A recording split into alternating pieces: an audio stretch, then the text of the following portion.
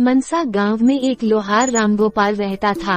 उसका एक भरा पूरा परिवार था, जिसका लालन पालन करने के लिए उसे कई बार दिन रात काम करना पड़ता था।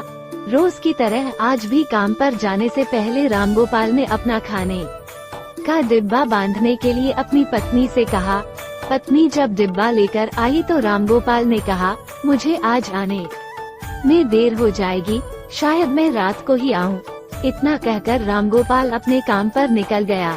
काम पर जाने का रास्ता एक जंगल से होकर गुजरता था।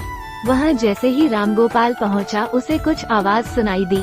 जैसे ही रामगोपाल कुछ पास गया तो उसने देखा कि एक साधु भगवान का मंत्र जपने के साथ ही हंस रहा है। हैरान होकर रामगोपाल ने पूछा, आप ठीक हैं? उस साधु को रामगोपाल नहीं जानता था, लेकिन साधु ने एकदम से उसका नाम लेकर कहा, आओ रामगोपाल बेटा, मैं तुम्हारा ही इंतजार कर रहा था। मैं भूखा हूँ, मुझे अपने खाने के डिब्बे से कुछ खिला दो। बाबा से अपना नाम सुनकर रामगोपाल हैरान था, लेकिन उसने कोई सवाल नहीं किया और सीधा अपना खाने का डिब्बा निकालकर उन्हें दे दिया। देखते ही देखते बाबा ने रामगोपाल का सारा खाना खा लिया। उसके बाद उस साधु ने कहा, बेटा मैं तो सारा खाना खा गया, अब तुम क्या खाओगे? मुझे माफ करना। रामगोपाल ने कहा, कोई बात नहीं बाबा, मैं काम के लिए बाजार जा रहा हूँ, तो मैं वहीं कुछ खा लूँगा। ये सुनकर उस साधु ने रामगोपाल को खूब आशीर्वाद दिया और भेंट के तौर पर एक हथौड़ा दे दिया। रामगोपाल ने कहा, आपका आशीर्वाद काफी है, मैं इस हथौड़े का क्या करूँगा, इसे आप ही रखिए।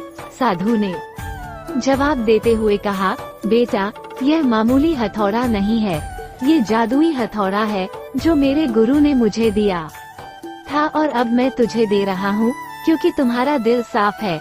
इसका इस्तेमाल अच्छे कामों के लिए ही करना और किसी दूसरे के हाथ में इसे कभी मत देना। इतना कहकर वो बाबा वहाँ से अदृश्य हो गए। रामगोपाल अपने हाथों में हथौड़ा लेकर बाजार काम करने के लिए चला गया। औजार बनाने से पहले उसके दिमाग में आया कि आज इसी हथौड़े से लोहा पीटता हूँ। जैसे ही उसने लोहे पर हथौड़े से चोट मारी, वो सीधा औजार बन गया। दूसरी चोट में लोहे के बर्तन बन गए। रामगोपाल समझ गया कि यह सही में जादुई हथौड़ा है।